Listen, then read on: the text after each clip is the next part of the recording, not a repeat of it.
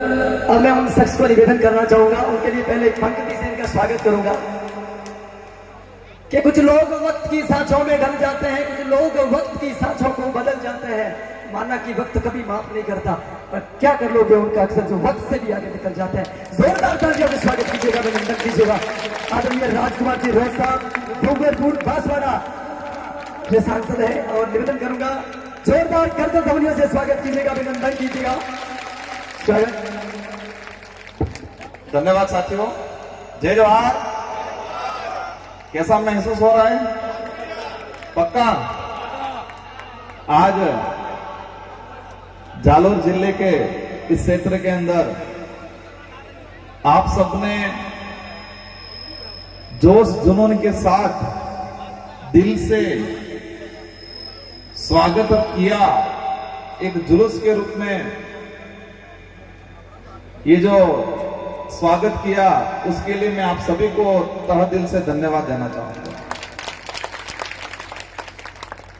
मंच पे हमारे महापुरुष, उन महापुरुषों को नमन करते हुए मैं मेरी बात को शुरू करना चाहूंगा। और साथ ही इस मंच पे विराजमान हमारे स्थानीय विधायक प्रत्याशी रहे मैडम रमीला जी, और बाड़मेर से जुझारू सांसद प्रत्याशी रहे ताराराम जी, साथ ही हमारे एडवोकेट साहब श्रवण जी, भीमसेना के जिलाध्यक्ष जालोर, बाड़मेर, जोधपुर की सारी टीम, और इस पांडाल में विराजमान बड़े बुजुर्ग, हमारी माताएं बहनें, एससी समुदाय, अन्य समुदाय से जो भी साथी आए हैं, आप सबका तहे दिल से धन्यवाद देना चाहूंगा। साथियों, और उस काबिल मुझे आज जो बनाया, मुझे 2 बार विधायक बनाया और मेरे विधानसभा क्षेत्र के साथ साथ पूरे समुदाय का प्रतिनिधित्व करने का अवसर मिला मुझे राजस्थान की विधानसभा के अंदर। और मैंने दिल से कोशिश किया कि मेरे समुदाय के लिए, मेरे विधानसभा की क्षेत्र की जनता के लिए, देश हित में, राज्य हित में, आने वाली पीढ़ी के हित में जितना हो सके इतना योगदान देने का काम किया पिछले 5 सालों में। और बांसवाड़ा की जनता ने मुझे सांसद बनाया अभी, तो आज जो मैं आया, मुझे उस काबिल बनाया, उसका श्रेय डूंगरपुर बांसवाड़ा की जनता को जाता है। उसके लिए एक बार जोरदार तालियां बजा दें। कई जगह ऐसा इलाका है, आज मैं जनता ने मुझे जिता दिया मेरे निर्वाचन क्षेत्र की, लेकिन मैं नहीं जा पाया हूं आज। और बांसवाड़ा डूंगरपुर की जनता ने मुझे इस काबिल बनाया है कि मैं आपके बीच में आया हूं आज। और आपने मुझे इतना जो प्रेम, इतना जो स्नेह और एक जोश जुनून के साथ स्वागत किया, तो मैं सोच रहा था कि उस जनता धन्य है जिन्होंने मुझे इस काबिल बनाया। बात तूफान टाइप आया था। क्या आया था? तूफान। हमारे बांसवाड़ा डूंगरपुर में चुनाव नहीं हुआ था, क्रांति हुई थी, क्रांति, जोरदार वाली क्रांति हुई। बड़े बड़े नेताजी आए थे, मोदी जी भी आए थे, शायद योगी जी भी आए थे, सब आए थे, भजन लाल जी भी आए थे। लेकिन जनता ने ठान लिया था कि हम रगड़ा निकाल के रखेंगे, और रगड़ा निकाला जोरदार तरीके से।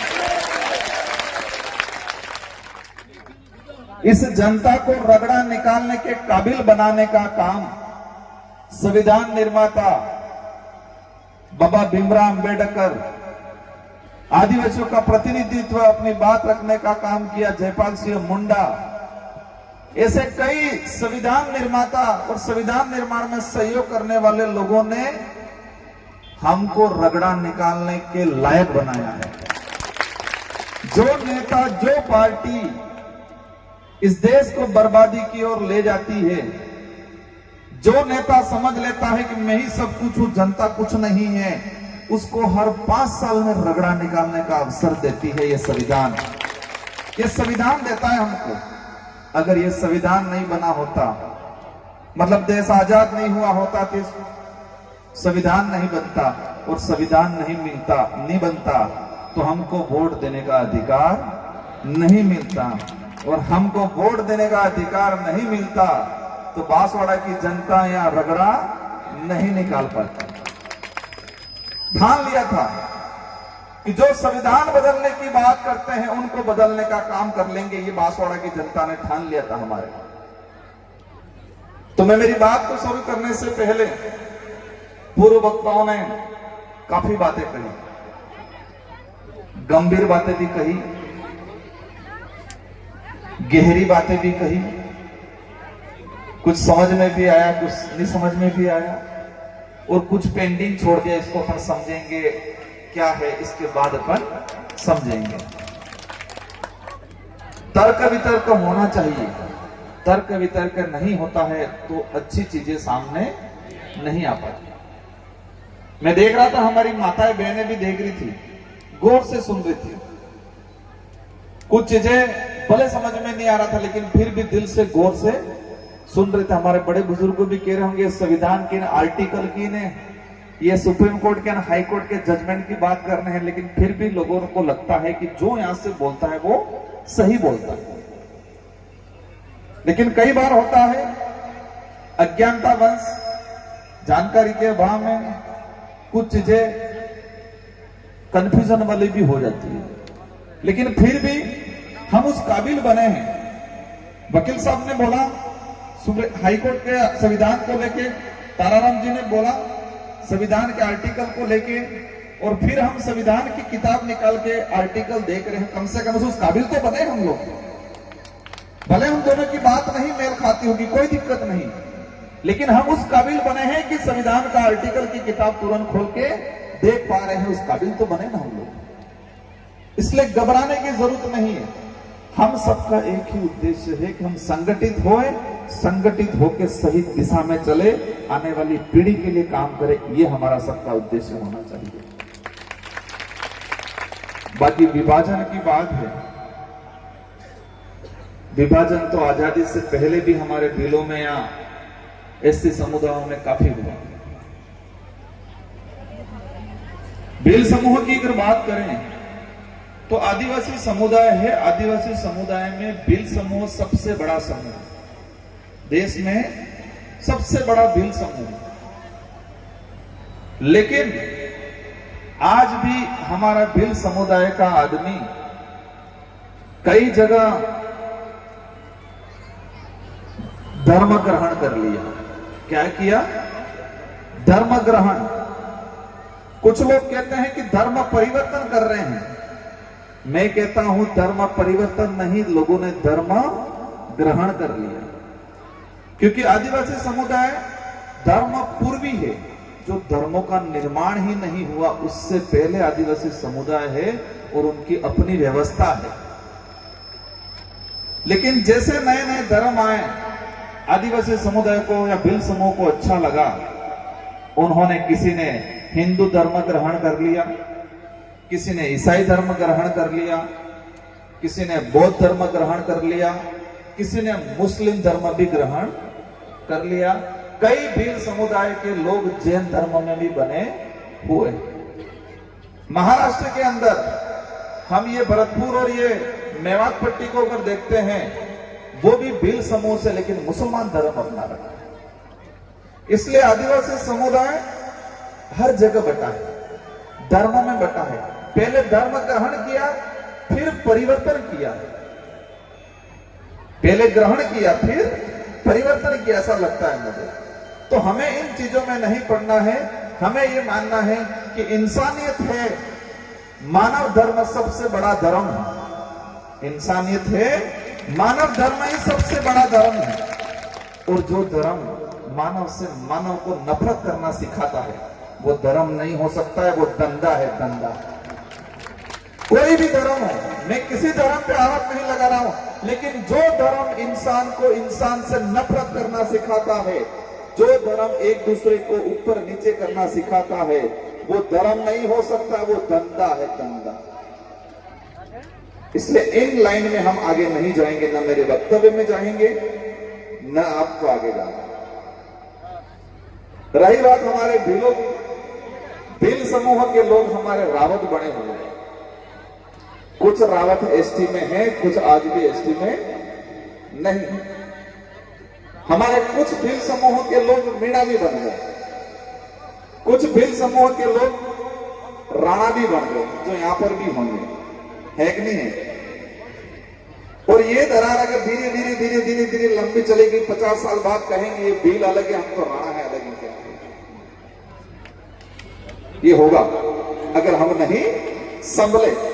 राणा उपाधि थी, राणा एक उपाधि थी, लेकिन आज हमने अलग से जाति बनाने की लाइन में चल रहे हैं। क्योंकि मैंने कई जगह सुना, मैं भील नहीं हूं, मैं तो राणा हूं।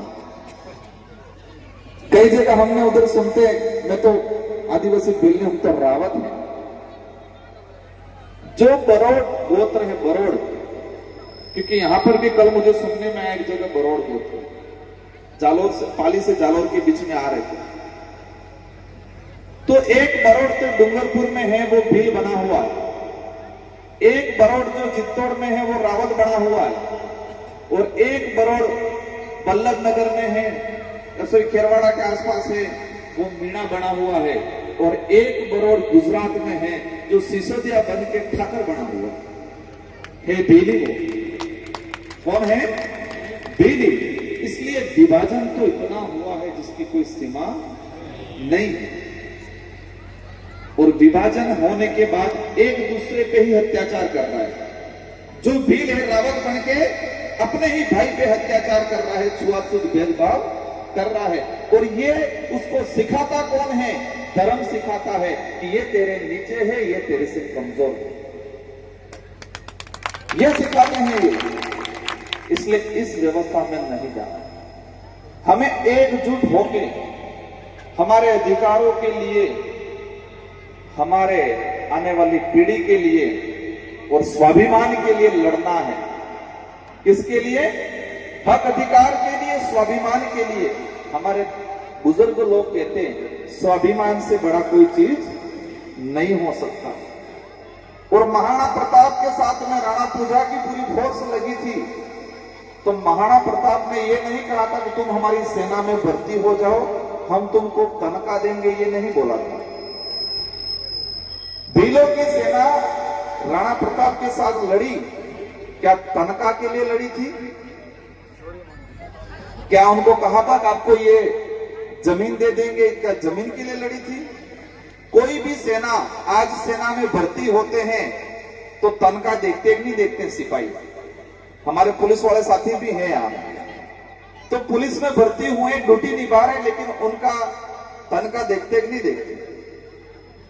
उस समय भी जितने जो राजा थे, मुगल थे, तो जो सेना थी वो तनख्वाह कहीं कहीं मिलती थी। लेकिन महाराणा प्रताप की मेरी जानकारी में कितना सही हूं मुझे नहीं पता, लेकिन जो भीलों की सेना उनके साथ गई थी वो तनख्वाह पे नहीं गई थी। वो जबान दिया था उनको, वचन दिया था उनको कहा था कि हम कट जाएंगे लेकिन झुकेंगे नहीं। वचन पे गए थे भीलों की सेना, तनख्वाह पे नहीं गई थी। अगर तनख्वाह पे गई होती सेना तो टिकती नहीं। वचन वाली सेना थी, इसलिए टिक के रही हल्दी का टिके युद्ध। तनख्वाह वाली टिक पाती? तनख्वाह वाली सेना टिकती? पैसे वाली टिकती? वचन वाली सेना थी, जबान दिया था, स्वाभिमान के लिए लड़ रहे थे। तो साथियों, आज की तुलना में मैं जो देख रहा हूं उस समय से और आज का, हमको इतना बांटा जाता है, बांटने के बाद हमको लालच दी जाती है, लालच देने के बाद दया भाव दिखाया जाता है, दया भाव दिखाने के बाद अंत में मार ही दिया जाता है। कैसे? एक उदाहरण बताऊंगा। एक भाई साहब से हष्ट पुष्ट एक जगह से, मार्केट से 2 मुर्गे लाए फर्स्ट क्लास, 12 महीने में टुकड़ा उनके मुर्गा। तो 2 मुर्गे लाए और 2 मुर्गों को कहा कि अगर आज की रात आप सुबह 4 बजे नहीं बोलोगे तो मैं तुमको नहीं मारूंगा। आज सुबह 4 बजे आप, क्योंकि मुर्गा 4 से 5 बजे बोलता नहीं बोलता है, तो उसने कहा कि अगर तुमने बोलना, अगर बोले तो मैं तुमको मार डालूंगा। तो दोनों मुर्गों ने विचार किया यार जिंदा रहना इसलिए बोलना बंद कर दें। लेकिन एक ने कहा यार मेरे तो आदत है और मेरा तो स्वाभिमान है, मेरे को तो बोलना ही है। जो होगा देखा जाएगा। तो एक मुर्गा दूसरे दिन सुबह बोल गया और एक मुर्गा नहीं बोला, तो उसने जो बोला था उसको मार के खा लिया। तो जो जिंदा था वो खुश रहा, मैं बच गया, मैं बच गया। दूसरे दिन शाम को वो फिर आया, कहा कल तो तुम नहीं बोला, लेकिन आने वाले सुबह में जो सूरज की किरणें निकलती है, तो किरणें निकलती है तब मुर्गा क्या फड़फड़ाता है, पंख ऊंची करता है, अपनी फीलिंग महसूस करता है। तो उसको कहा अगर कल तेने ये पंख खड़खड़ा है, क्योंकि पहले दिन वो बोला नहीं लेकिन पंख तो फड़फड़ा है, तो उसने कहा कि अब तेने अगर पंख भी फड़फड़ा है तो मैं तेरे को मार दूंगा। भाई साहब ने विचार किया, सुबह मजबूरी में इसके अंदर का स्वाभिमान मराया कुछ भी करके, इसको दबा अंदर से, और दूसरे दिन कोशिश किया कि मैं दब के रह जाऊंगा, रह गया।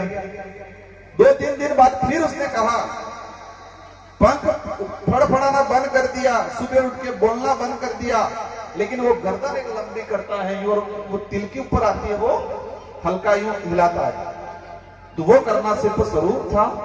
तो उस आदमी ने देखा साला ये आज भी गर्दन तो हिला ही रहा है। 2-3 दिन बाद फिर कहा अगर आज अगली सुबह तेने ये गर्दन भी हिलाई तो मैं तेरे को मार डालूंगा।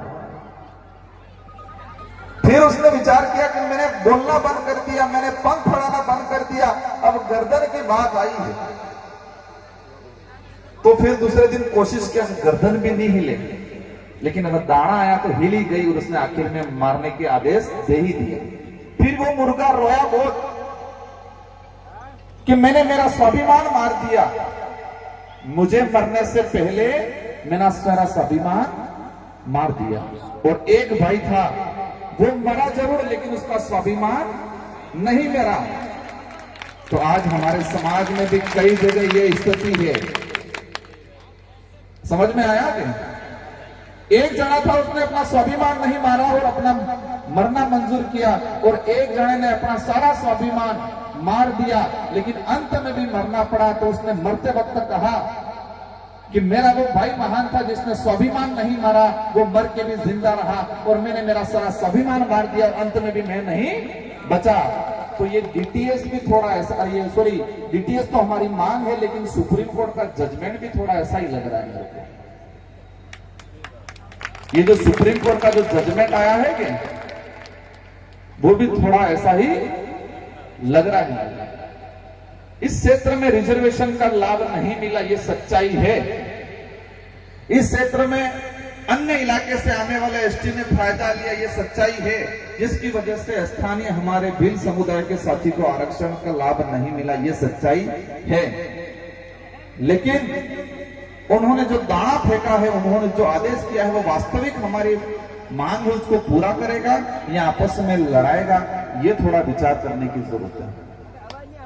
अपनी मांग को एक ही चीज, डीटीएस जो है, रेगिस्तान जनजाति विशेष क्षेत्र, हम जो डीटीएस चाह रहे हैं एरिया के हिसाब से, क्षेत्र के हिसाब से बंटवारा, उसको प्राथमिकता से आगे बढ़ाओ, और उसमें हमारा पूरा साथ रहेगा, क्योंकि उसमें हमारे समुदायों के बंटने की बात नहीं आएगी, और इसमें किसी को दिक्कत भी नहीं होनी चाहिए। इसलिए हमें मूल रूप से हमारा जो डीटीएस की मांग है, हम चाहते हैं कि जालोर में भर्ती है 3rd ग्रेड की, तो जालोर का आदमी ही या बाड़मेर का आदमी ही लगना चाहिए। ये लड़ाई हमको लड़नी है, लेकिन वो सुप्रीम कोर्ट में आपको बांटने के चक्कर में, आपको इधर इधर भड़काने के चक्कर में, आपका स्वाभिमान खत्म करने के चक्कर में, आपका भविष्य खत्म करने के चक्कर में बड़ी लड़ाई जब आएगी तो ये समाज कभी एकजुट नहीं होगा। इसलिए इन सारी चीजों को, हो सकता है मैंने कुछ बोला उसमें कुछ कमी हो सकती है, लेकिन सच्चाई को परख के आज का नहीं हमें भविष्य का देख के डिसीजन लेना है। क्योंकि आज तक ये समाज धोखा खाता हुआ आया है, आज तक बढ़ता हुआ आया है, और बढ़ने के चक्कर में, धोखा खाने के चक्कर में आज हमारे समाज की दुर्दशा है। अब इस दुर्दशा को देख के कुछ लोग हंसते हैं, क्या कहते हैं, ये आदिवासी, ये एससी, इनके घर छोटे हैं, दिल से मस्त रहो, कहना हमारा घर छोटा है लेकिन हमारा दिल बड़ा है, तुम्हारा घर बड़ा है लेकिन तुम्हारा दिल है ही नहीं, छोटे की बात नहीं। मैं देख रहा था हमारी बहन बेटियां, थोड़े कपड़े गंदे थे लेकिन फिर भी मुझे गर्व था कि हमारी बहन बेटियां जो आई है, भले कपड़े गंदे हैं लेकिन दिल साफ है। मैं इनके घर में जाऊंगा तो मुझे दिल से, भले घर में कुछ नहीं होगा, खिलाएंगे पिलाएंगे मस्त रखेंगे, ये हमारे अंदर है। और कपड़े कितने भी साफ सुथरे हो लेकिन कई लोगों का दिल साफ नहीं होता है। इसलिए घर छोटा है तो घबराने की जरूरत नहीं है। कपड़े नहीं है या कपड़े गंदे हो गए, घबराने की जरूरत नहीं है। हमारा दिल साफ है। इस दुनिया में साफ कपड़े वाले मिल जाएंगे बहुत, लेकिन अंदर से दिल साफ वाले नहीं मिलेंगे। और अधिकतर साफ सुथरे कपड़े वाले लोगों का ठगने का काम ज्यादा करते हैं कि नहीं करते? पहले नेता कितना फर्स्ट क्लास वाइट जब्बा पजामा, हालांकि मैंने भी थोड़ा पहना ना, कितना बढ़िया आता था। हम देश की रक्षा करेंगे, देश के लिए लड़ना है, कहते कि नहीं कहते? आज भी कह रहे मोदी जी भी, हालांकि राजनीतिक मंच नहीं है और मैंने इस राजनीतिक मंच भविष्य में भी इस इलाके में नहीं चाहूंगा कि राजनीतिक मंच बने। यहाँ की जो पार्टियां हैं वो अच्छा काम कर ले हमारे लोगों के लिए, हम नहीं आएंगे राजनीतिक करने, लेकिन नहीं किया तो यहाँ पर भी रगड़ा जरूर निकालेंगे। यहाँ जैसे निकाले उनसे लड़ाएंगे, जैसे हमें एक ही चीज है, हमारे यहाँ मूलभूत जो सुविधा है, हमारे डीटीएस की मांग है, हमारे यहाँ पर अच्छी शिक्षा क्वालिटी की देनी है। यहाँ का आदिवासी है, यहाँ का एससी है जो जमीन पे कब्जा करके बैठा है, आजादी से पहले उस जमीन का मालिकाना हक मिलना चाहिए, ये हमारी मांग है। और ये आप लोग कर दो, ये उनको कह दो, आप लोग कर दो। लेकिन ये मत सोचना ये कम है, क्या करेंगे, ये कम जरूर है। वही अकबर ने सोचा था मान सिंह को सेनापति बना के बेचते वक्त हल्दी घाटी में कि महाराणा प्रताप के साथ तो कोई नहीं है, छोटे मोटे थोड़े बड़े भीले आए हैं, थोड़े बहुत मुसलमान आए हैं, ये सोचा था।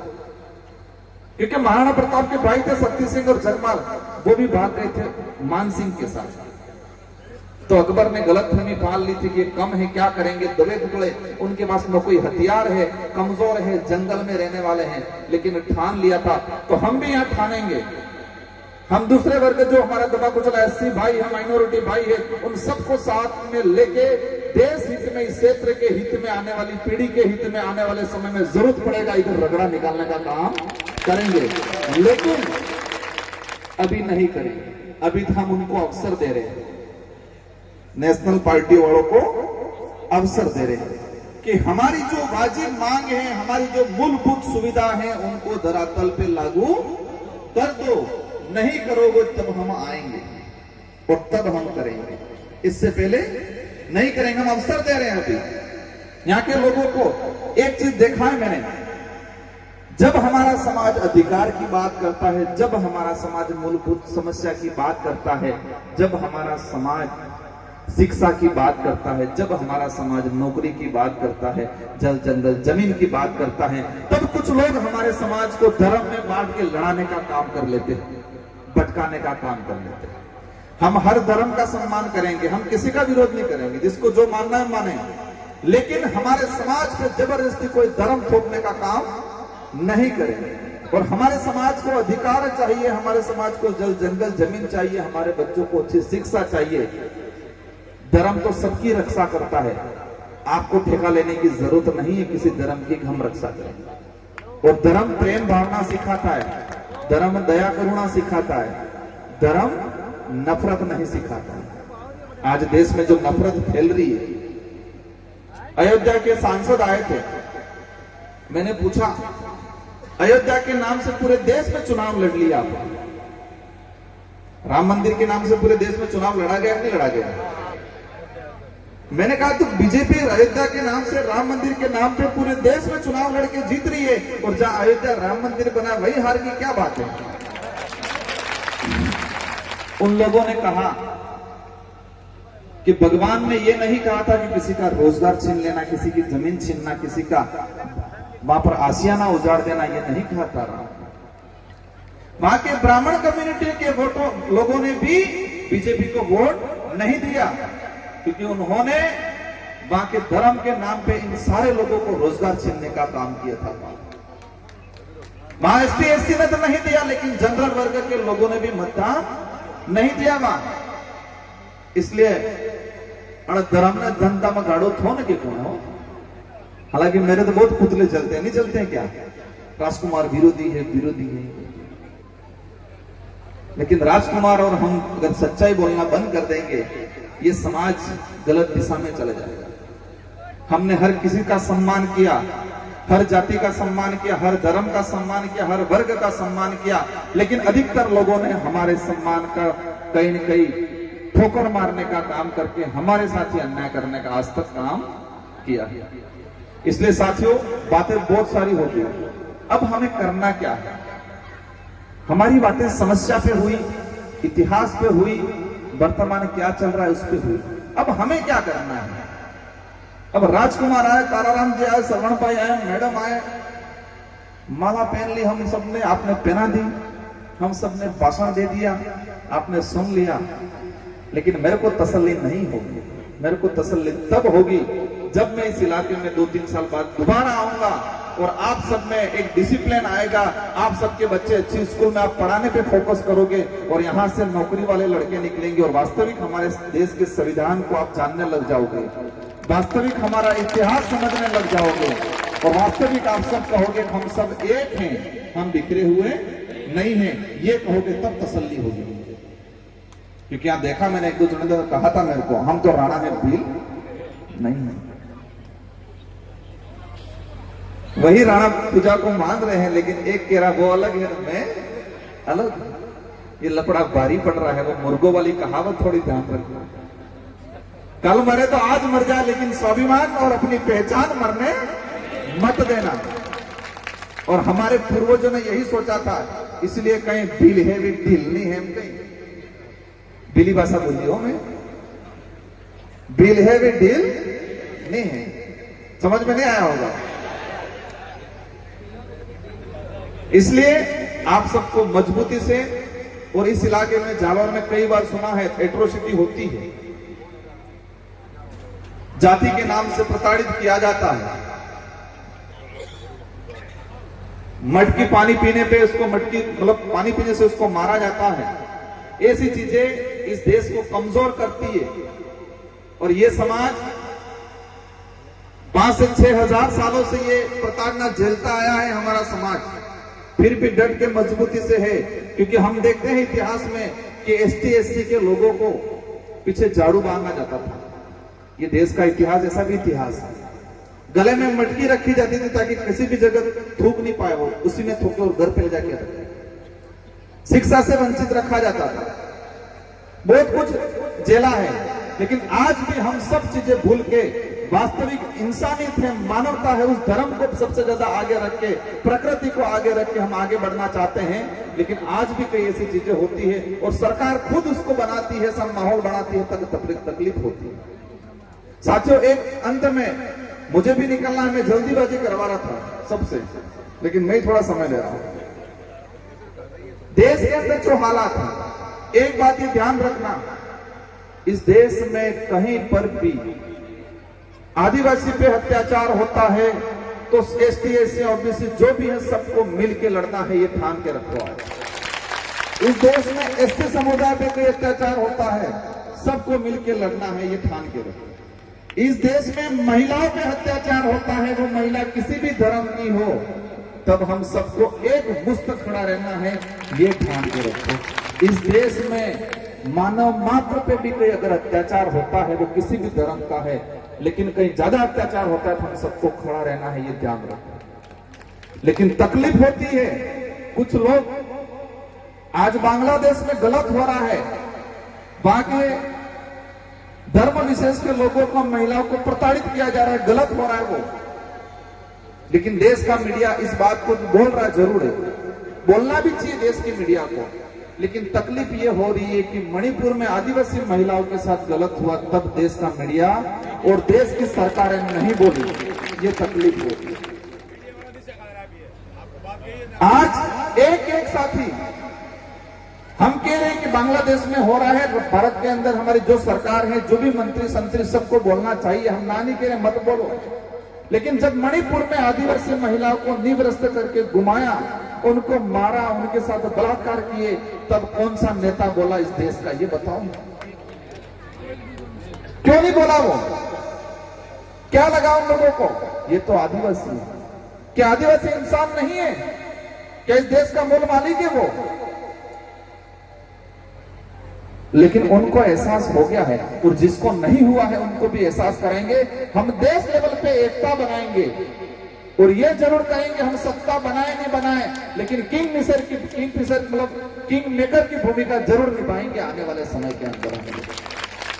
लगना चाहिए समाज है, सिर्फ चुनाव के वक्त कुछ छोटा मोटा लालच दे दिया, उस चक्कर में नहीं आने वाला है। ये समाज वही समाज है जो स्वाभिमान के लिए लड़ता था, वही समाज ही ये एहसास कराना है आने वाले चुनावों के अंदर।